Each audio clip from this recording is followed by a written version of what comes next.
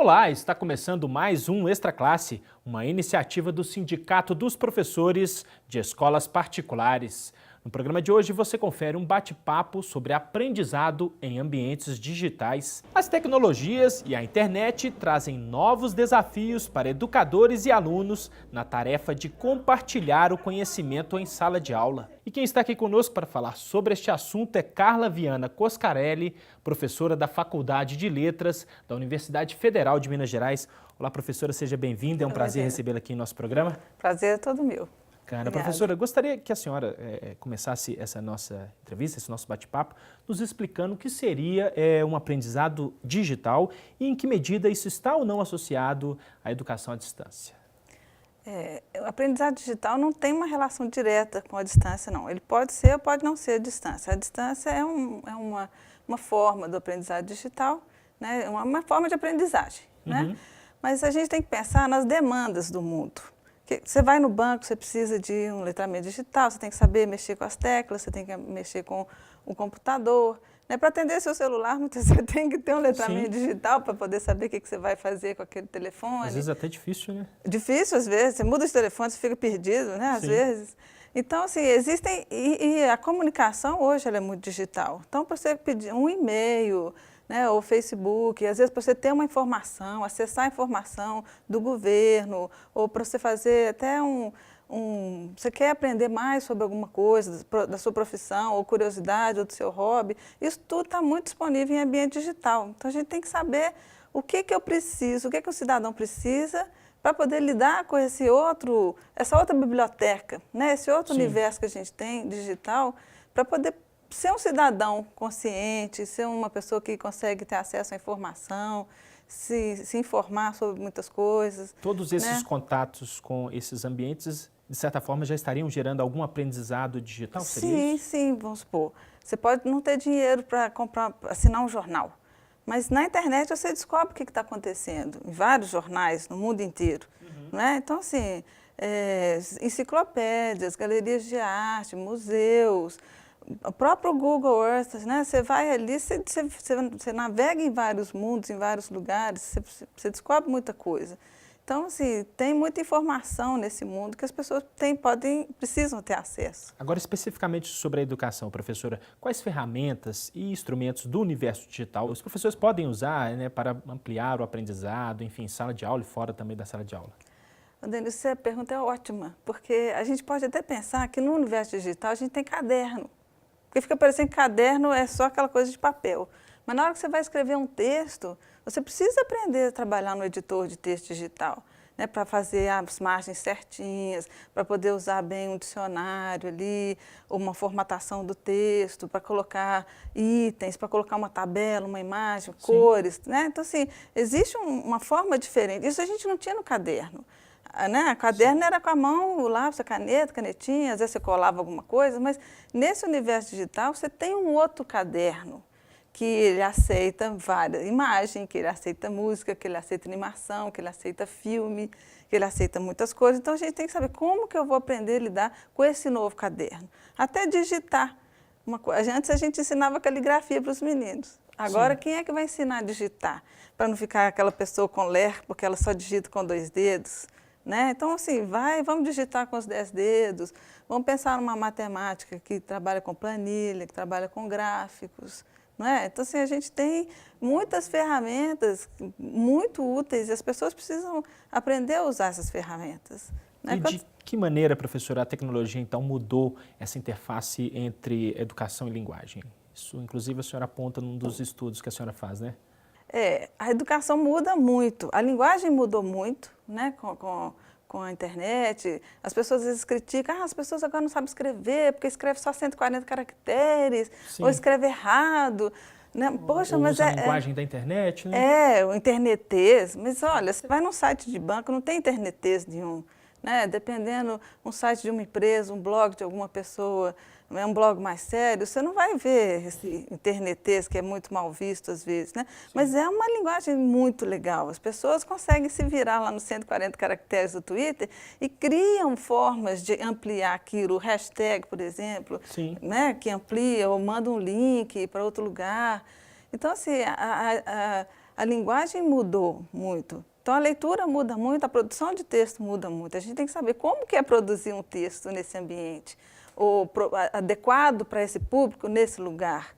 Né? E como que eu leio esse texto? Porque você está ali no site, tem um monte de propaganda, você faz uma busca de alguma coisa, de repente aquela coisa aparece nas propagandas, não é? Sim. E aí você fala, poxa, mas como é que ele sabe que eu queria comprar uma máquina de lavar roupa? Não é?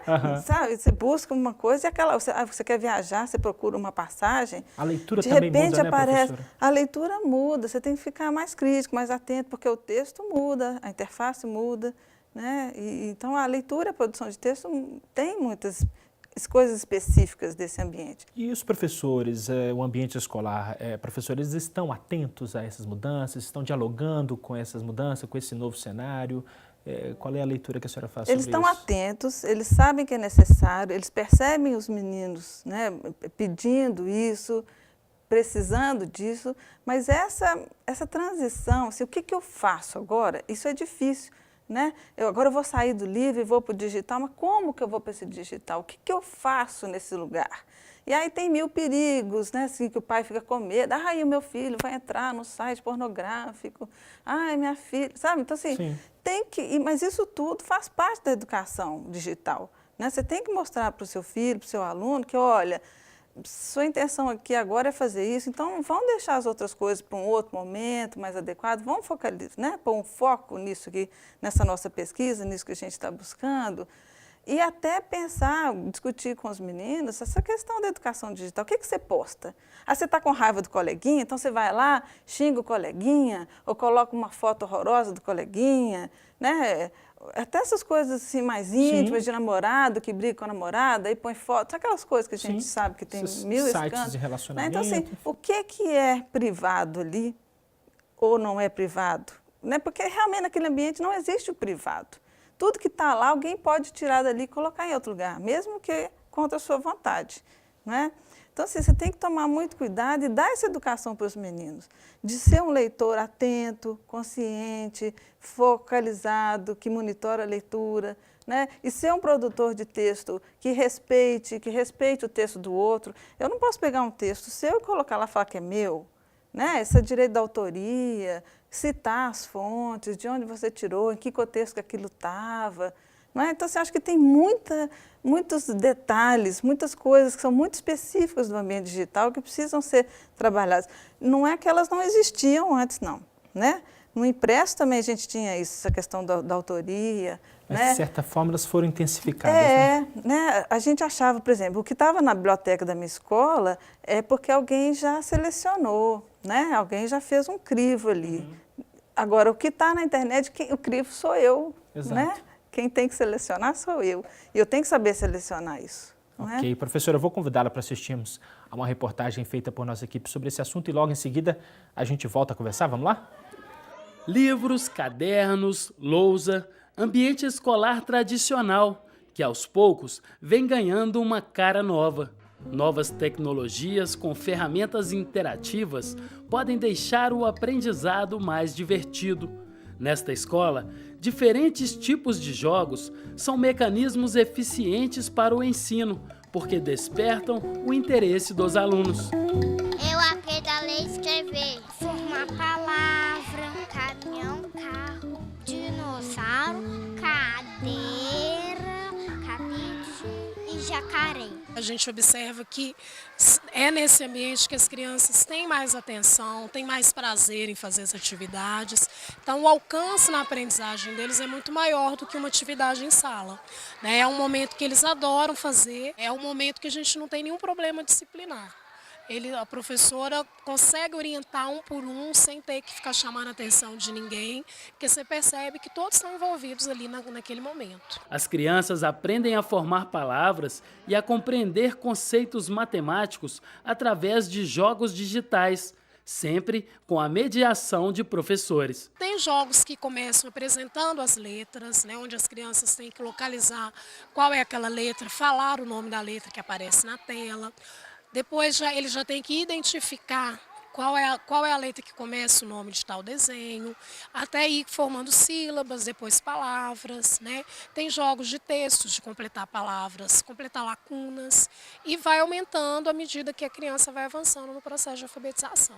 A mesma coisa na alfabetização matemática também, né? Localizar números, quantidades. Fruto de muita pesquisa em tecnologia e técnicas pedagógicas, o jogo desenvolvido por este especialista prova que novas ferramentas digitais podem contribuir com a alfabetização das crianças. Esse jogo ele é voltado para crianças que têm entre 5 e 7 anos de idade, crianças que estão no ciclo inicial de alfabetização, e essas crianças elas vão ter oportunidade de aprender a formar palavras, aprender mais sobre a língua, a linguagem, enquanto elas se divertem. O jogo é uma versão do famoso Pac-Man.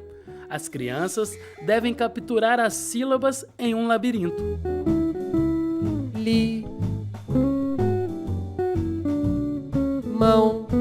Limão.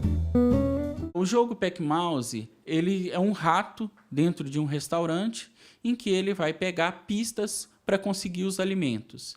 Essas pistas são sílabas e ele vai ter que formar palavras a partir dessas sílabas para conseguir pegar cada alimento, mas os cozinheiros vão tentar impedi-lo de conseguir alcançar essa tarefa.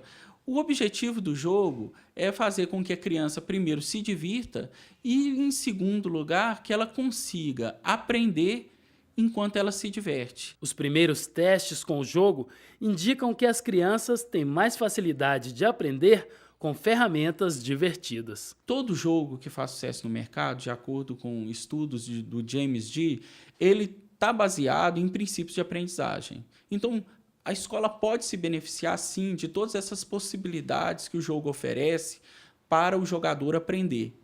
Mas, para que ele realmente entre nesse mundo, ele se engaje, ele tem que divertir. Porque se ele não divertir, ele larga o jogo. Agora, professora, quais novos desafios essa realidade do aprendizado nos ambientes digitais coloca para o professor em termos de práticas pedagógicas, de lidar com conhecimento, enfim? Isso é ótimo. Isso é uma coisa que a gente tem que pensar muito, porque tem uma parte tradicional, né, que a gente chama de tradicional, que o professor tem que saber. Ele tem que saber o que é leitura, o que é produção de texto, né, a reflexão linguística. Então, existe uma parte que ele não pode esquecer, não é? Agora, tem uma outra parte que ele precisa aprender. Ele tem que ter familiaridade com o digital, com o computador, com as câmeras, com os gravadores, que isso a gente não precisava antes, né? Sim. Saber lidar com cores, com formatação. Então, existe um know-how que o professor precisa saber de digital como usuário e como professor, que é diferente. Eu sei usar o Word, eu sei navegar, eu sei fazer um monte de coisa, eu sei fazer vídeo, mas e aí, como é que eu uso isso para ser professor? Então, assim, tem um desafio grande para as escolas que formam professores, né, de dar essa prática para eles, inclusive de servir de modelo. Né? E a gente sabe que nas universidades, os cursos de formação, existe ainda uma grande parte dessa formação que é muito tradicional, que é a aula tradicional, que trabalha pouco com o digital. Então, o professor chega em sala de aula, ele tem que trabalhar com o digital, mas e aí? De onde que ele tira isso? Então, a gente precisa trabalhar muito com isso na formação e as próprias escolas também, pensar assim, o que caberia aqui nessa nossa escola? Como que seria interessante? Porque algumas escolas os alunos têm celular, têm tablet, eles podem usar o próprio material deles. E as escolas que não têm? Né? Então, assim, nós temos um laboratório. Então, como que a gente vai trabalhar nesse laboratório, nesse espaço, nesse tempo, para poder colaborar com o letramento digital dos meninos? Agora, professora, fica difícil, não é, falar em aprendizado em ambientes digitais sem condições de trabalho dos professores e valorização da categoria, que é uma realidade ainda presente em muitos sistemas de ensino, não é, professora, aqui no Brasil? É muito fácil a gente falar, usa aí. Por que você não usa tecnologia? Vai lá, todo mundo sabe usar computador, os meninos todos, mas e aí? Como que é um uso eficiente, pedagogicamente, porque eu não vou ficar experimentando com meus alunos. Você não quer que seu filho seja cobaia de experimentos que não vão dar certo, não é? Sim. Então, assim, o professor precisa ter condições de fazer isso. E a gente sabe que o professor dá muita aula, trabalha muito, tem pouco tempo, não é? Então, assim, a escola precisa dar um tempo, o governo precisa valorizar isso, né? A gente sabe que tem várias questões, né, salariais, inclusive, né, que o professor tem que trabalhar, né, de manhã, de tarde, de noite. Que hora que ele vai fazer essa formação? Não é? Então, assim, precisa uma formação continuada para esses professores adquirirem esse conhecimento com segurança, né, e saibam, a partir dessa formação, transformar a própria prática de uma forma real. Né? Não é simplesmente exigir que ele use, mas não dá a menor condição para ele fazer isso. E a gente sabe também que tem escola que tem o laboratório, mas a internet é ruim, né? Os computadores não funcionam. E esses meninos das escolas carentes, eles são os que mais precisam. Né? Não que os outros não precisem, né? Mas é porque eles têm menos acesso à informação, eles viajam menos, eles têm menos possibilidade de acesso à informação. Então, a gente tem que ajudar esses meninos e esses professores desses meninos a terem boas condições de trabalho para que essa diferença, né, entre as classes sociais não se torne ainda maior. Né? A questão da exclusão digital. Que é nesse contexto que a gente usa o termo do analfabeto digital, não é isso? Analfabeto digital, porque o menino pode saber ler, mas se ele não sabe navegar, se ele não sabe lidar com aquelas informações, se ele tem medo do digital, né, se ele não conhece aquele universo e as possibilidades daquele universo, ele é um excluído, não é? A gente sabe que o cidadão precisa desse acesso. A gente tem portais de transparência para saber o que está acontecendo. Existem muitas profissões que exigem o uso de computadores. Sim. Né? Imposto de renda, como é que você faz o imposto de renda sem computador? Matrícula em várias escolas são pelo computador. Então, assim, você está excluindo essa pessoa de várias coisas, se você não está dando para ela a oportunidade, o know-how de trabalhar com o digital. E nesse sentido, professor, qual é a diferença entre os conceitos de letramento, que a senhora chegou a usar no primeiro bloco da nossa entrevista, e alfabetização, e a relação desses dois processos com os ambientes digitais? A Emília Ferreira fala que a gente não precisava da palavra letramento, que para ela a alfabetização já seria o letramento. Mas a gente faz uma distinção aqui no Brasil, porque a alfabetização seria se você adquirir aquele código, você saber ler, escrever, como diz o Bartolomeu, fazer conta de cabeça. Né? Mas a gente precisa de uma coisa mais ampla, de um conceito mais amplo, né? Que engloba assim, onde que eu vou usar isso? Esse texto serve para quê? Como que eu escrevo? Em qual situação? Então, o letramento ele traz essa noção do uso, né? Assim, e não apenas do código, que não é apenas, porque é muita informação, mas sim, do uso. Como que eu uso de forma adequada, tanto para produzir quanto para receber. Né? Então, é uma questão maior, que envolve mais o social, a situação. Né? E o digital está envolvido nisso tudo, porque você precisa saber ler, escrever, você precisa ser letrado, e você precisa alfabetizado, você precisa ser letrado para saber onde e como em ambientes digitais você vai usar direito as linguagens, né, que você precisa saber. Certo, bacana, professora Carla Viana Coscarelli. Agradeço a participação e a gentileza da entrevista aqui para a Extra Classe. Muito obrigada. Confira agora a agenda da semana. A Orquestra de Câmara SESI Minas fará a apresentação gratuita do projeto Concertos Dominicais Peter Lund neste domingo, 1º de março, às 11 horas, no auditório do Museu de Ciências Naturais PUC Minas, na capital. Mais informações pelo telefone 3133194152. O sociólogo e cientista político Emir Sader vai proferir uma palestra sobre comunicação e ética na sede do Simprominas. O evento, organizado pelo Laboratório de Altos Estudos do Sindicato, vai acontecer no dia 7 de março, às 10h30 da manhã, na rua Jaime Gomes, 198 Floresta. Informações www.simprominas.org.br. A gente fica por aqui. Mas para saber mais sobre o Sindicato dos Professores, é só visitar o nosso site. Sua participação é muito importante. Envie sugestões e críticas para o endereço extraclasse@simprominas.org.br. Um grande abraço e até a próxima semana.